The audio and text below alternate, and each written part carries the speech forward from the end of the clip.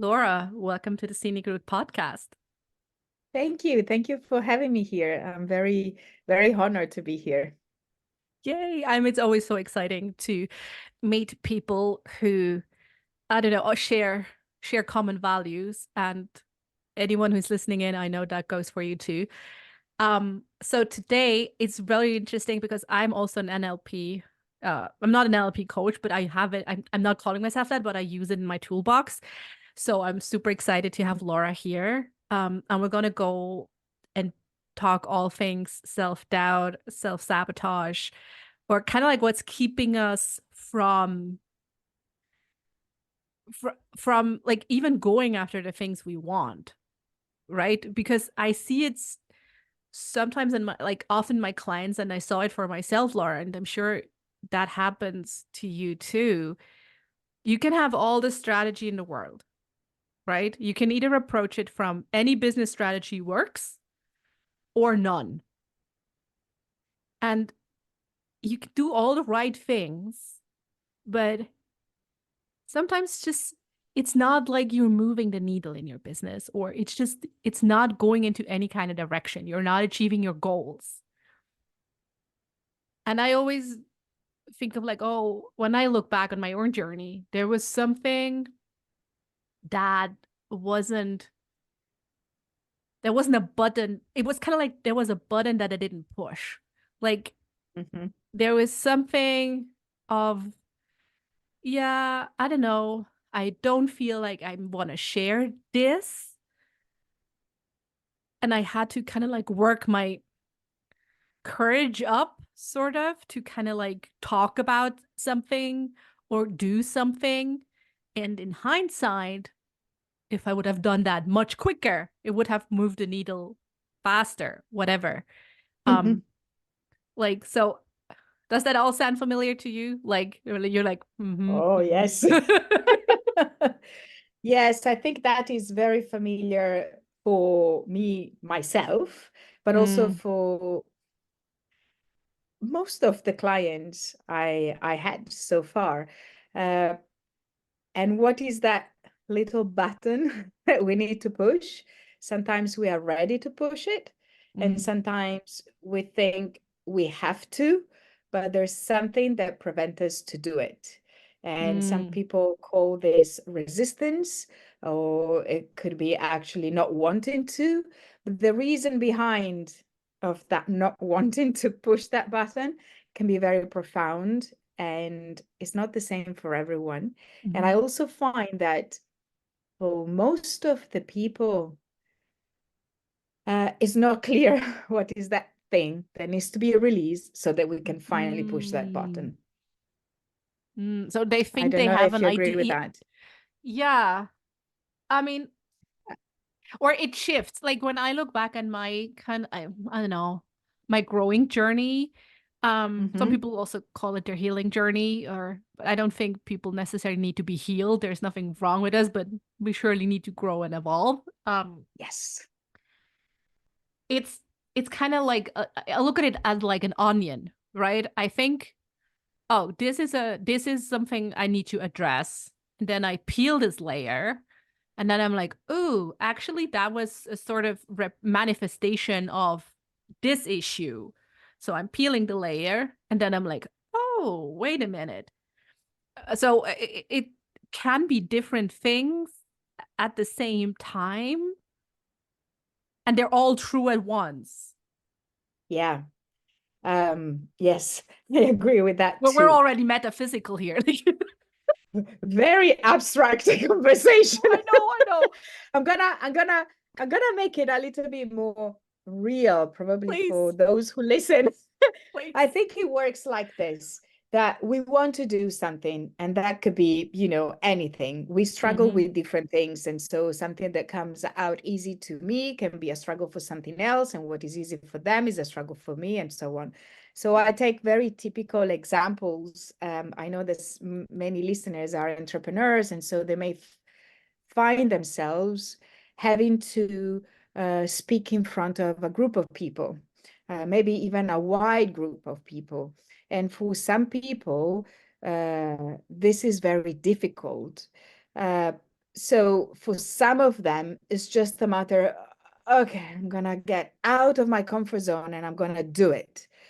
And that's a good strategy. For others, the more they push themselves towards, yeah, everybody says I need to go outside my comfort zone, but it's like impossible. They are either paralyzed Mm-hmm. or they really push themselves through and they are on that stage or wherever they have to do this Mm-hmm. speech and they feel terrible, overwhelmed, anxious, and it's so uncomfortable that when it ends, they just say to themselves, never, ever again, please. That was terrible. Or maybe, as I said, they don't even go to that point because they are frozen. They Mm-hmm. can't do it. It's like they're in a cage. Mm-hmm. And so I think that that button that you talked about um, is a bit like, in order to push it, you need to understand what is that is blocking you to, let's say, speak in front of people, in front of an audience. Uh, and what happens is that we have like inner messages sent in our head to just say, are you crazy? You're not up to it. Don't do it. You Mm-hmm. will ridicule yourself, or you don't have what it takes. So, Mm-hmm. the inner message is very, very unique for each of us. Mm-hmm. And I think the trouble is that, so there are two troubles.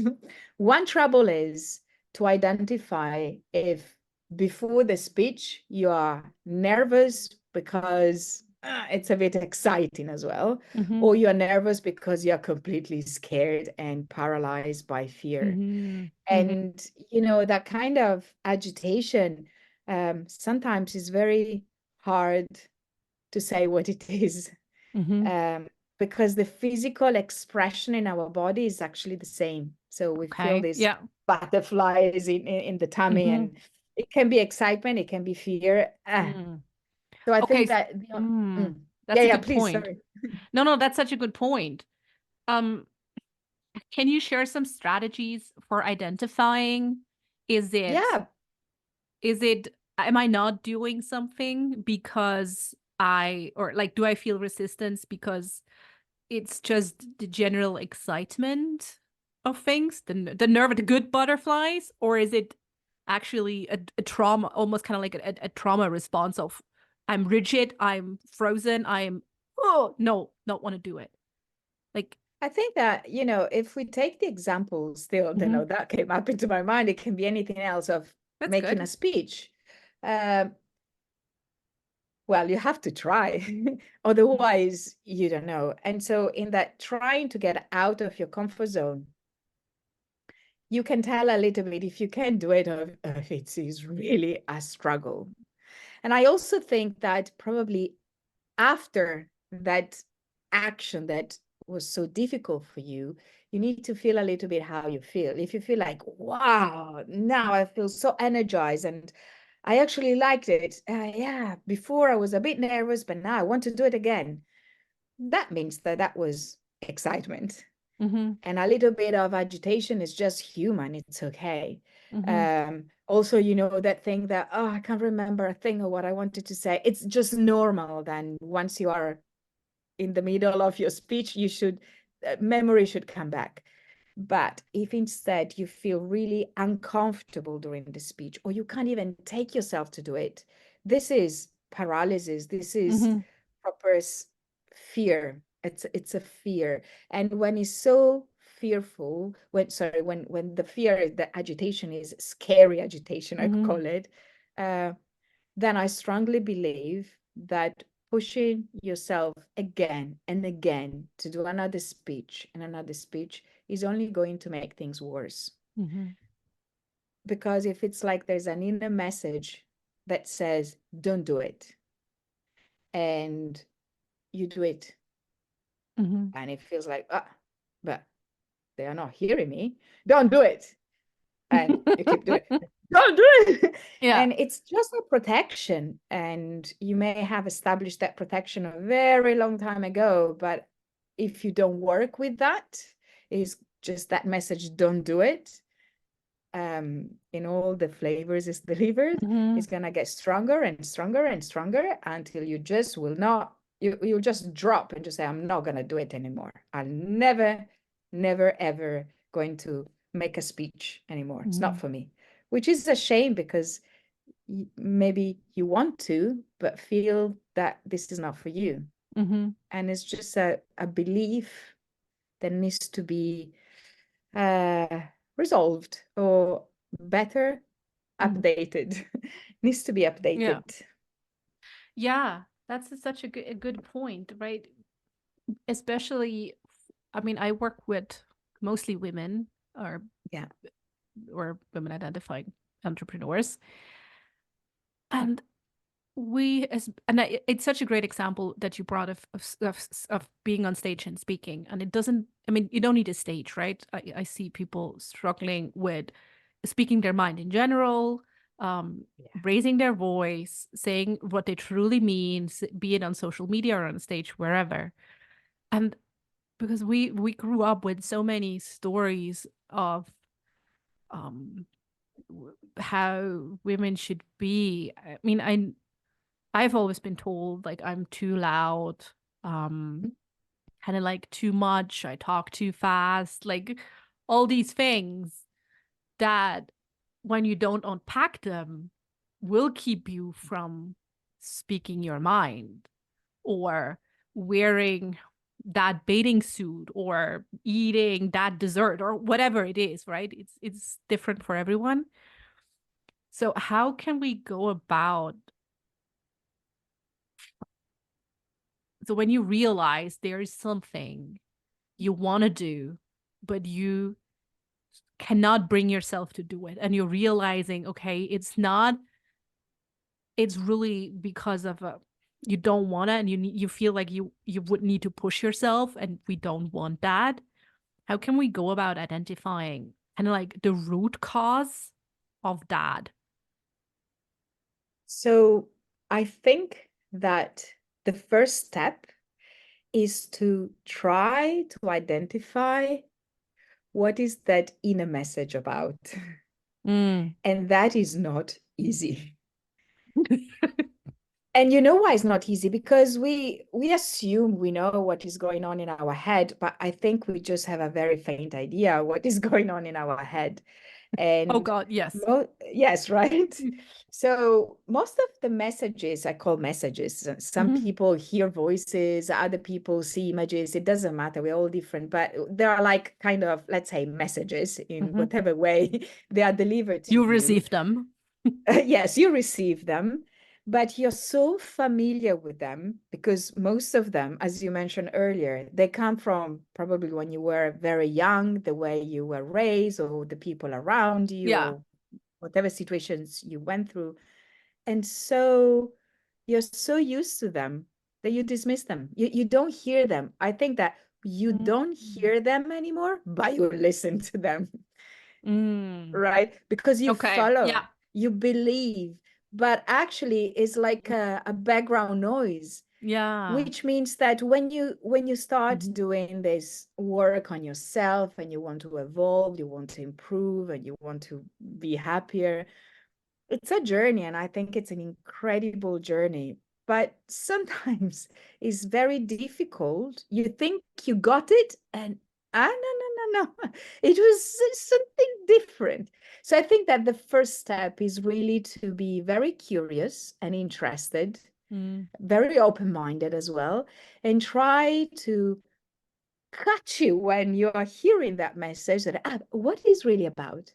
It's a bit like catch you by surprise, like, ah, okay, Mm. I'm about to, I've been offered an opportunity to speak in front of a couple of people, even just, and said, yes, but, oh, wait a second, what am I thinking? And that could be Mm. kind of surprising. It's not always what we think it is.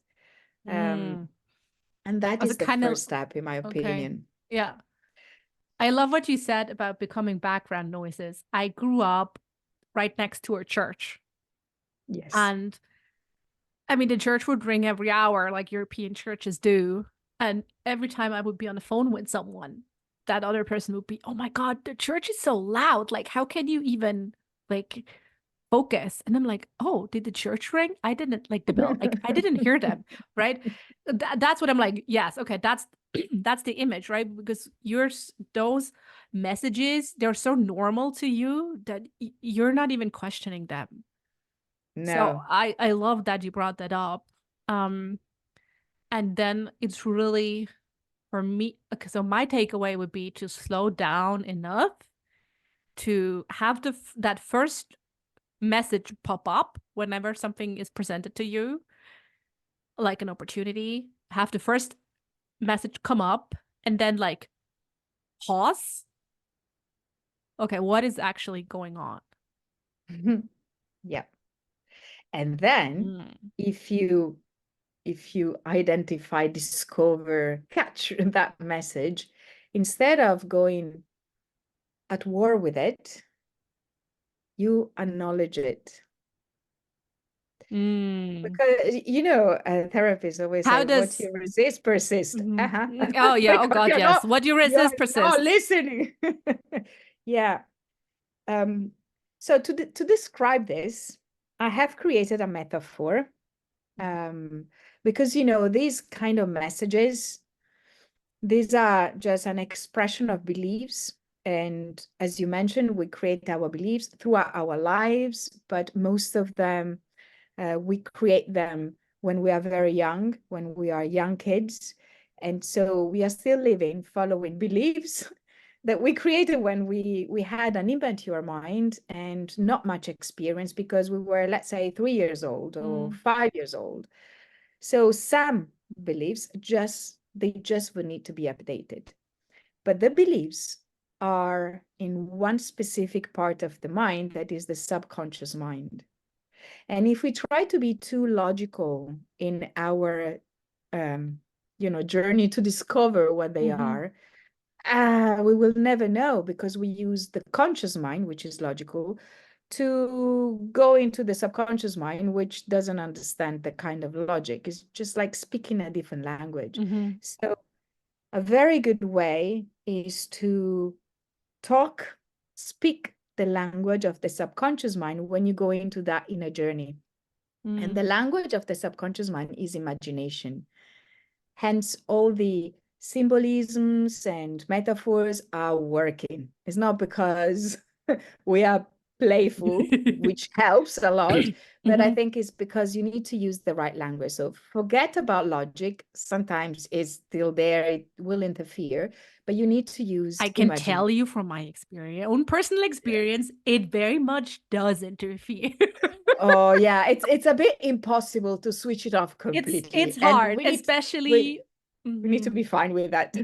Yes, and I had to make peace with that, especially, and if you're now listening and you're maybe are on an earlier chapter of your growing journey, and you're like, this is so hard. Like, I feel you. I, especially as a high achiever who had always like school was easy to me. My brain just works well with our current education system. Like, no problem. So I was always praised for that. I was always praised for my mind and my logical thinking and whatever and whatnot. Um, and it was really hard to go on a journey without my power, my logical brain, to leave that at the Of course. door and go on this journey. That was really, really scary. Um, so yeah, if that feels feels like you're going something through something similar, it is hard. And it I is feel also you. very normal, very normal. I'm You glad. see, no, it is because we can't really switch our logical mind off completely. Mm-hmm. And that's okay. That's totally fine. Mm. But we can focus very much on the other side and still being okay with the logical mind. It's all right. They can work simultaneously. Yeah, So, yeah, exactly. It's not about like switch it like replacing one for the other. yes, We need both, but exactly. I always work with what works for me is like the mental image of driving a car. And Mm-hmm. a couple of years ago, my conscious brain would be on driving the car most of the time. And now and then I'm like, go to the back seat. Subconscious taking, like, someone else got to take over now because this Yes. is not working. Um, but it was new territory for me to really Yeah. work with that. Um, what is Yes. so what are like some so we said, okay, we gotta go into working with the subconscious mind. Yes. How can we, I mean, we can't work with like like an explicit specific example for something, but what are in your work, what are some like of the small things, the everyday things we do that we could switch or swap to do instead that is working better for Mm-hmm. reaching our unconscious mind, for helping us to kind of like re-update those beliefs? Is it the way So, we talk about ourselves or there are so many things. mm, Certainly, what you mentioned, yes, the way we talk about ourselves. mm, Uh, it would be very good not to label ourselves, but to label mm, our actions. So, those very common things we say, oh, I'm so stupid, I did that. Ah, the thing I did was mm, stupid, but I am not stupid. yeah, And this is just a silly example, but no, but it's uh, true, right? Yeah, it's absolutely. very good. And I also always say to my clients who have kids, never label your kids, label Mm, their actions. It's the same thing, because labels create beliefs if we believe them. And if we mm. hear those labels over and over and over, Yeah, I'm at one I'm point stupid, we I'm believe stupid, I'm them. stupid. And Yeah, then the label becomes the belief of I'm stupid. And then, oh, yes, I cannot do a TED talk on stage because I'm stupid. I'm stupid. Exactly, exactly like Mm, this.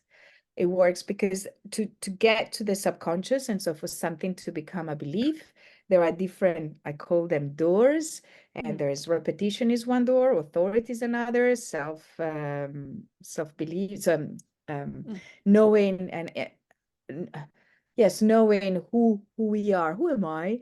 These mm, three things are working together when we get labeled over and over and over, maybe by someone we consider an authority. mm, So talking to others, self-talk, of course, but some of that self-talk is so inside, that self-criticism, it's so within us, so ingrained, that this is when we don't hear it, and but it's we follow background it, noise so we again. Yeah. listen it. Yes, Uh-huh. exactly, exactly. So to answer your question, how to reach the subconscious, um, there are many ways. I think that working with symbolisms, so yeah, metaphors, is very good and can make the everything a little bit more fun and more Hmm. approachable. And also understanding that the mind is also the body, is not just the brain. And so you can access it going into the body. Uh, Sometimes it's easier if you are guided in this, Hmm. so that the conscious mind, the logical mind, stays a little bit on the side, a little bit more. But I noticed that also with my more logical clients, I'm also a very logical person, so I totally understand what you shared. Uh, it becomes easier when they get um, very interested in metaphoric characters. Uh, then you go with the story, and the logical mind goes a little bit on holiday for a moment, on Hmm. a break. Mm, So hmm. very often when people fear something, I guide them so they are already in more in the subconscious mind. But you can do it also when you're very logical and very upbeat. uh, you think, okay, let me try. When I feel this fear, where do I feel it? And you feel it in the body somewhere. Maybe it's here. Maybe it's here. Sorry, maybe it's in the throat for those who are not watching. Maybe it's in the chest, in the abdomen. It doesn't matter. Maybe it's on one shoulder. You don't question. The first thing that comes to mind is always the right one. Otherwise, it's a logical interpretation. You just want the first answer, even Yeah, if you want it to make feels sense like of it, and then it's nonsense. all. No, we don't want anything with a lot of logical sense. So, okay, it's in one shoulder, my left shoulder. Okay, you go there and say, what do I find here in the shoulder? Yeah.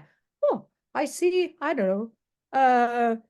I see a door. Or some people say, I see something cold. I don't know how to define it. Good. Give it a name. A name. Yeah, a name. Whatever name. John, door, red, whatever. And then you talk because you have a name. You have a kind of feeling of Okay, yeah. imagination. And you ask, what do So, you hey, do for John, me? what's going on? Yeah, John, what do you do for me? And you let the first answer that comes to the mind is the answer that John is giving you. So what do you do for me and why do you do it? And so on. You just have a little conversation. And then you always say, thank you for everything you're doing. Even if John, let's say, is preventing you to speak in front of people. There's always a good reason for that. And it's down to protection. These are coping mechanisms that we have created and that they have become belief. And whenever we go against our beliefs, there is the so-called resistance. Does it make sense? Absolutely. There are two things. One anecdote just came to mind when you said, "Oh, just Yeah. imagine, like personify that something and tell the story." Just reminded me last night. My kid has been sick the past 2 weeks, and today was his first day back in kindergarten. And yesterday, you could realize he was moving his body, and he was just a bit nervousness was manifesting in his body. And I'd asked him, "How you feeling?" "Oh, I'm fine." Okay, good. And then he was playing with his stuffed sock monkey. I'm like, how's the monkey feeling?" "The monkey's dancing around nervously." "How's the monkey feeling?" "Oh, the monkey's nervous." Oh. The monkey's nervous." "Okay. What is the monkey nervous about?" "Yeah, the monkey is nervous because he has to go to kindergarten tomorrow." "Oh, okay."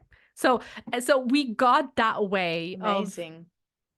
putting what was inside his body into something else. And this very much reminded me of what you were saying of personifying that something in there in a playful way when you don't feel you can access it directly.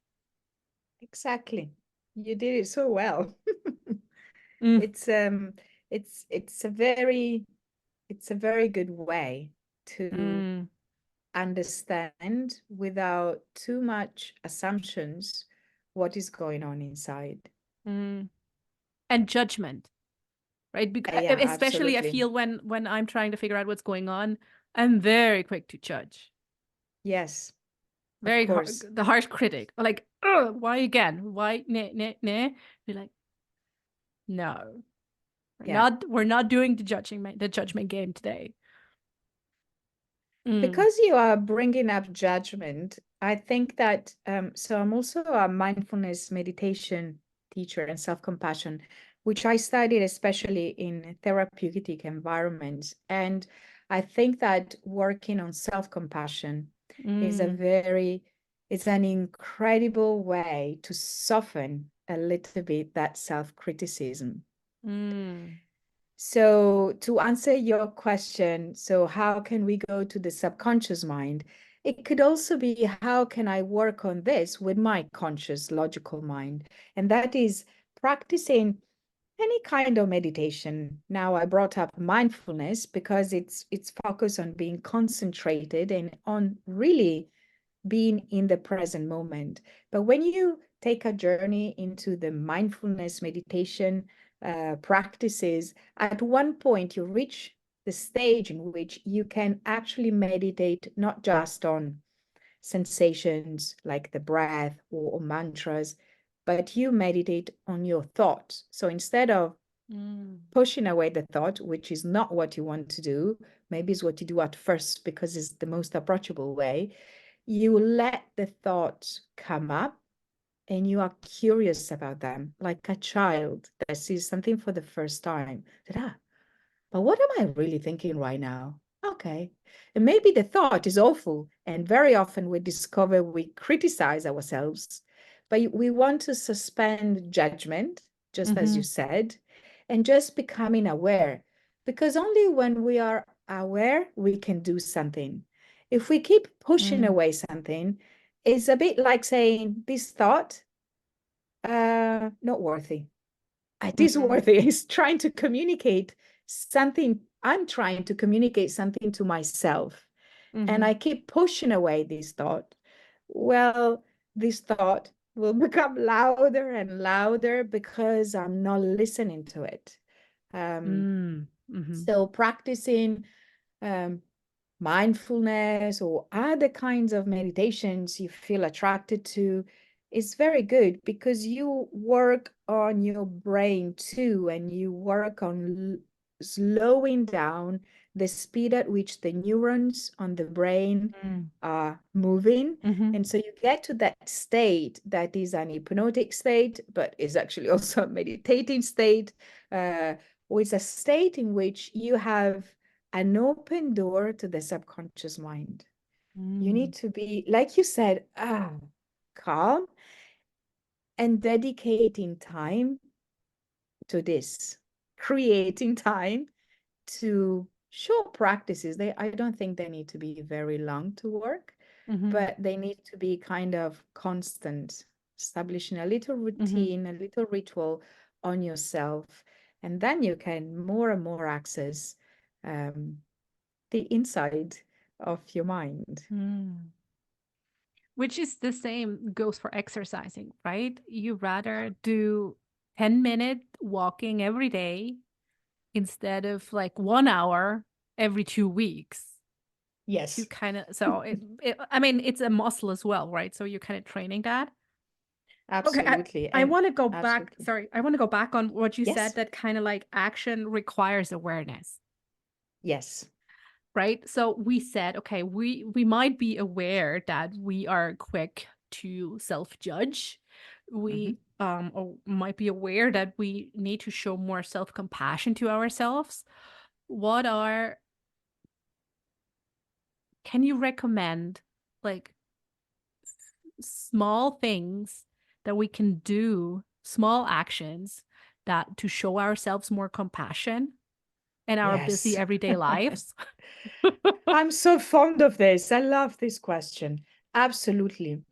Um, so first, not surprising, acknowledge the self-criticism without judging it. And then there are 3 steps. This is the Okay. first step to say, okay, this is what I'm actually thinking about myself in this moment, or what I'm telling myself. Second, you want to remind yourself that nobody's perfect. And so also you are not, because that's the just being a human being. Yes. Yes. Humanness. You remind yourself of your humanness and extend that grace to others as well. Yeah. And extend the grace to yourself too. Yes. Because, the thing is this, what is compassion? Compassion is noticing that something has a challenging moment, is experiencing a challenging moment, and then comfort them, telling them that they are good, that you love them anyway. But unless you understand that something is difficult for them in that moment, how can you comfort them? It will not come to your mind to do Yeah. it. So the first step in self-compassion is acknowledging, actually, this thing is a bit difficult for me right now. And sometimes I joke and I say, what do you find difficult in that moment? It it can be considered silly, and that's okay because it's challenging for you. You don't want any judgment. So it could be, I really don't want to do the laundry now.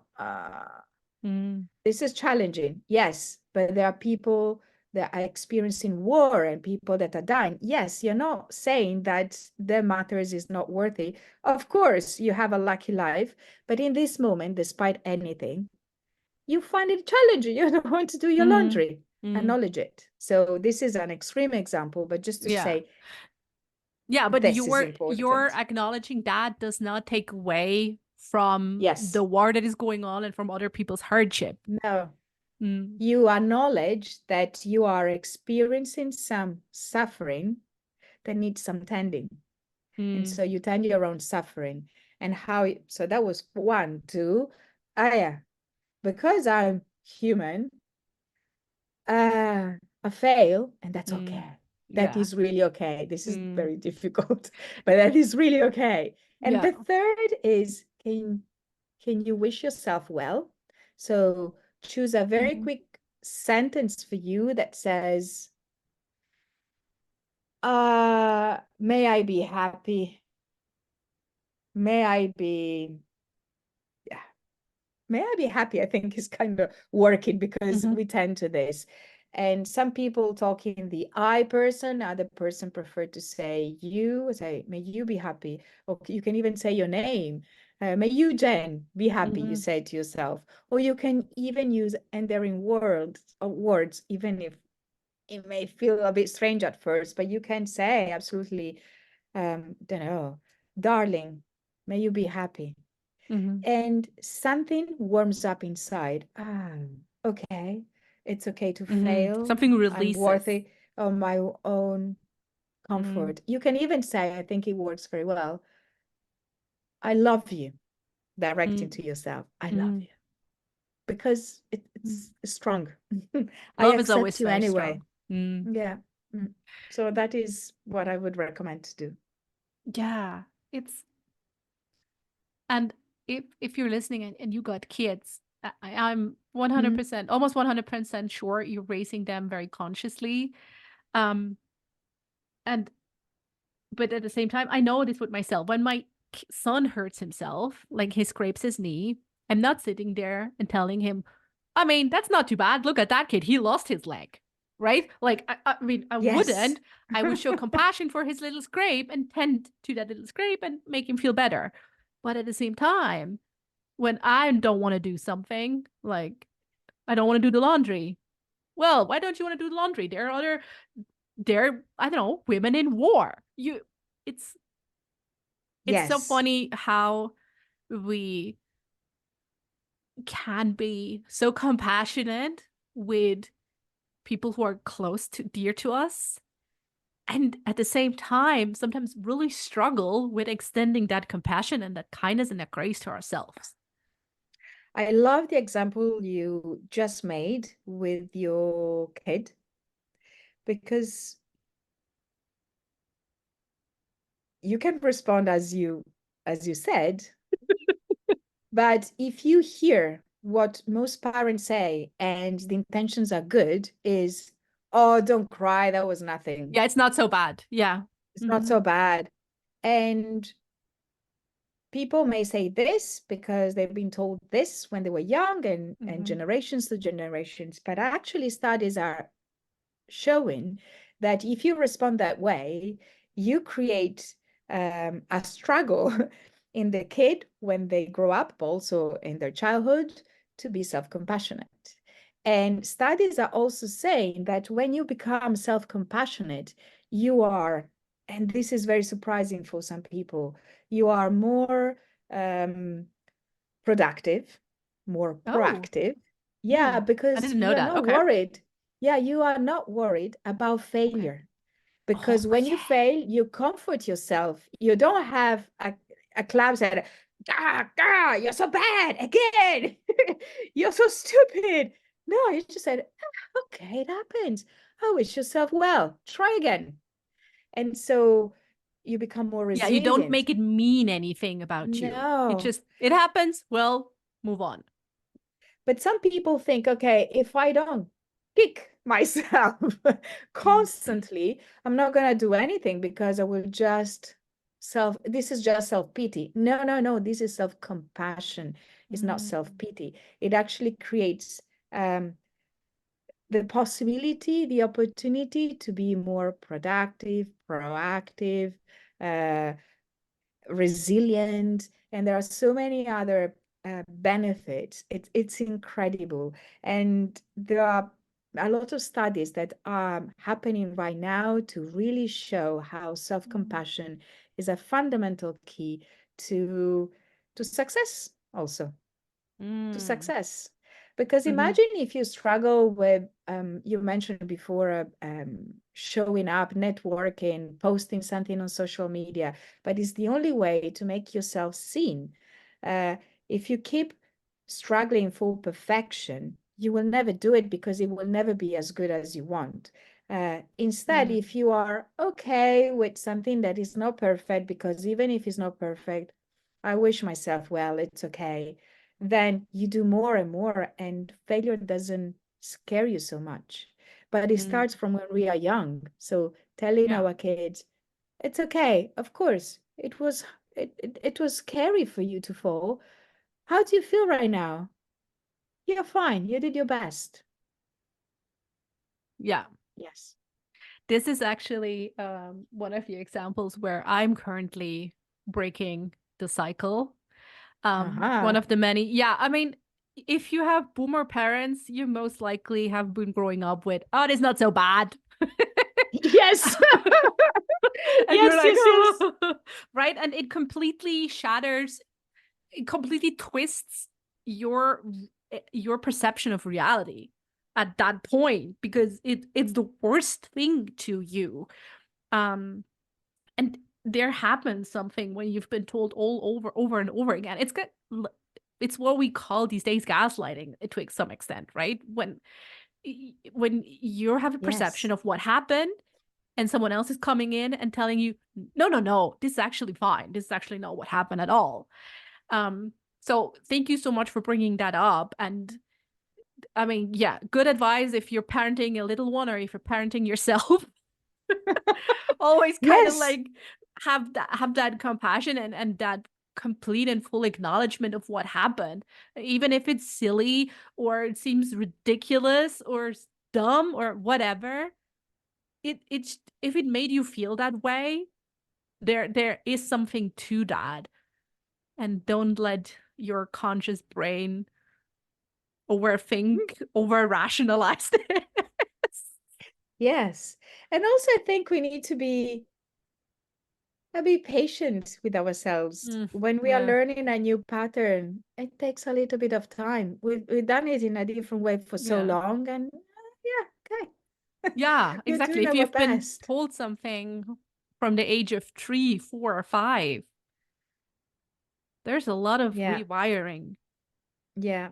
Mm, But just to go back to self-compassion, I must say that having worked with many clients that struggle with self-criticism, and I am one of them. That's mm, why this is my, let's say, specialties, because I understand so well how you feel when you are just criticizing yourself so much. mm, This is a breakthrough for most of my clients, and these 3 steps I shared is something I share with mm, basically everyone, and it can really offer a huge change in mm. many situations. So yeah, I love go and that. be self-compassionate.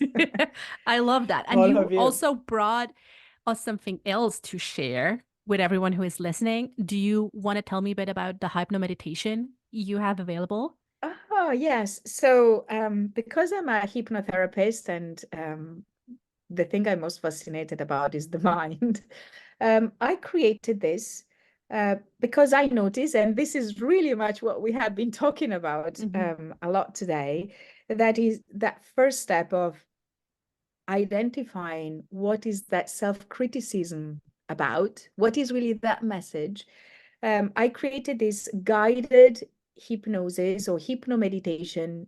You call it as you want. You just go in a very relaxed state, and with my voice, I guide you to identify that voice, what Mm, that message, because when you are guided, it's easier to have the logical mind more quiet. It will be there, but the other one will be very present. And then the second part of the hypnomeditation is that once you have identified that criticism, I guide you to imagine what are the things you can do when that self-criticism is not on anymore.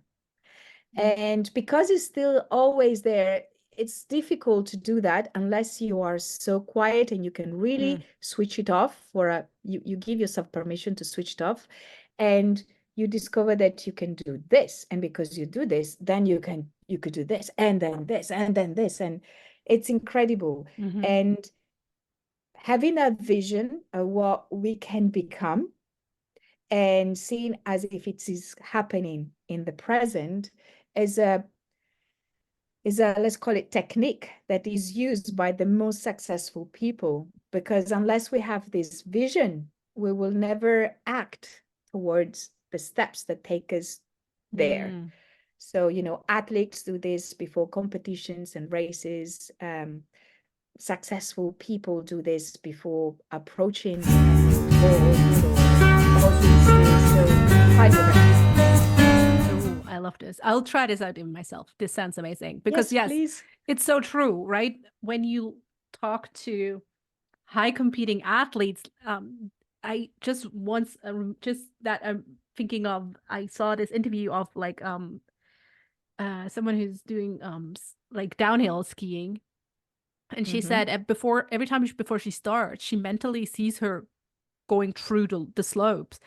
And I'm like, yeah, this is exactly it, right? Yes, you're trying to memorize where you need to go left, right, but it's more than just that. It's creating already an imprint of you winning. Yes. And I don't know if you know, but when they put all monitors and they scan the body and the brain of athletes that do this, and actually, even if they are lying while they do this, the muscles are working out. Oh, wow. That's incredible. Yeah. That is the power of our mind.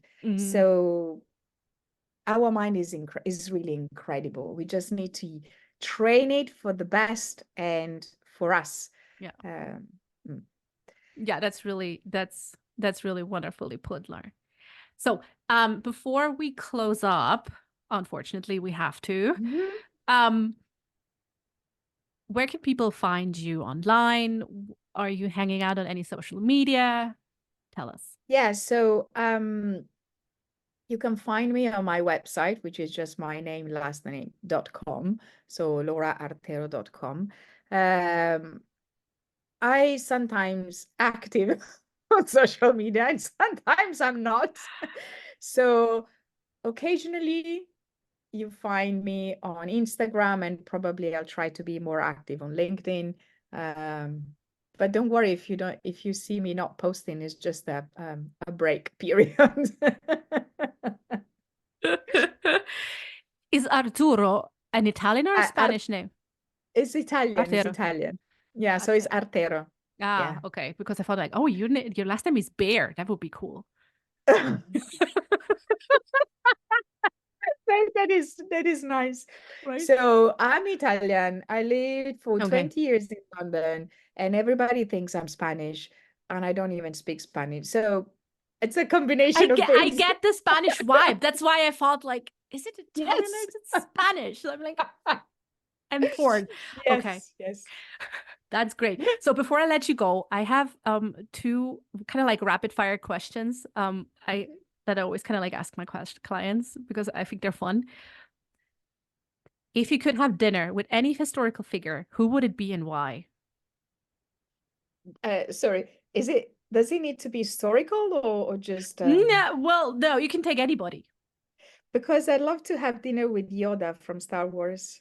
Oh, interesting. Okay, I have to like make the category broader, historical or fictional. Oh, interesting. Yes. Why? So if you go on my website, I wrote a little thing about him. So I'll be quick here. When I watched Star Wars, the the first 3 released episodes, Mhm. and I'm already in my 50s. So I watched the second one when my dad in a cinema. I was a young child, and Yoda made such an impression. I thought, oh my goodness, this little thing can move things with his mind. And Wow. I tried to do it. And of course, I wasn't successful. But I love now I this. see, okay, actually, I can move thoughts, beliefs. So You this is can bend powerful. time with your mind. Yes, exactly. With your imagination, you can be anywhere. And I think he made Mm. an impression in me in such a way that I do what I do now. Mm. And of course that Star Wars is just based on Eastern philosophies and mindfulness and all that. Mm. So it makes sense. I I would love love to join that fantasy. dinner with you, don't you? That will be fun. Come, come. Okay, final question. What book are you currently reading? Oh, I'm reading a book that is called something like Tomorrow and Tomorrow and Tomorrow. Oh, I hope I remember it well. what is it about? I'm at, for now, it's about 2 people, 2 kids in their teenage years meeting up for gaming. I don't know. Oh, I love picking up books in libraries, so in bookshops, just because they are recommended and stuff. And I don't know much yet about this book. I just started okay. it. Yeah, I quickly looked up. There's one called Tomorrow and Tomorrow and Tomorrow by Gabrielle Yeah, Seven. that's Mm, the one. okay. That's the one. That's Okay. the one. Because I don't know, I always talk to so many inspiring and amazing people here, and I love to read. And so I'm always like, these people must read something that's good or funny or interesting. So I'm always like, let me know what you're reading. So that is my fiction book. We need Then I have fiction. We other all, other yeah, but other books for work and stuff.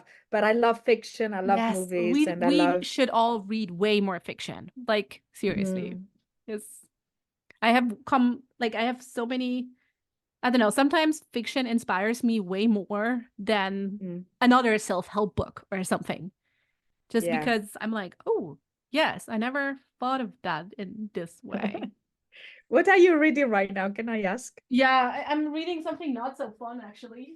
Um, it's Critical Theory and Social Media by one of the leading Oh, German scientists on like critical thinking on social media. It's very good, okay. but it's not so fun. And It's not for fiction. no, but for fiction, I'm reading it's called Breasts and Eggs by a Oh, Japanese writer called Mieko Kawakami. And she oh, writes women's stories. She has a very special style of writing that I enjoy very much. So, of breasts and okay. eggs. I'm gonna look at that for sure. Please do. Yes. Laura, thank you so much for joining me on the Scenic Route podcast. Oh, thank you. I enjoyed so much this conversation. Thank you very much for inviting me.